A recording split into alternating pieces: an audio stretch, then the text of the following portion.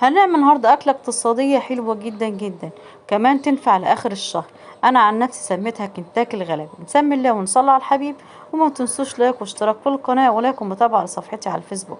أول حاجة جبت كده قرنبيطة، يا ريت القرنبيط اللي انتوا تجيبوه ما تجيبوش كبير، أو هاتي صغير أو متوسط علشان بتطلع حلوة كده، وتكون الزهرات بتاعتها لازقة ببعضها كده وملمومة. حطيت كده حلة مية فيها ملح وفيها كمون. المهم ان القرنبيطه دي مش بسويها، بديها كده نص سلقه يعني دقيقتين وبطفي عنها. تمام. هجهز الخلطه اللي هي عباره عن كوبايتين دقيق وبقدونس وكزبره وتوم واتنين بيضه، ملح وفلفل وكزبره ناشفه، وكمان حطيت كمون. وهقلب كل ده، بحط ميه شويه بشويه لحد ما اوصل للعجينه اللي انا عايزاها. الخلطه هتبقى متوسطه بالشكل ده، ده السمك اللي انا عايزاه. بعد كده من القرنبيطه كده استوت معانا، طبعا سويتها نص سوا، ببدأ اقطع الزهرات. وبعد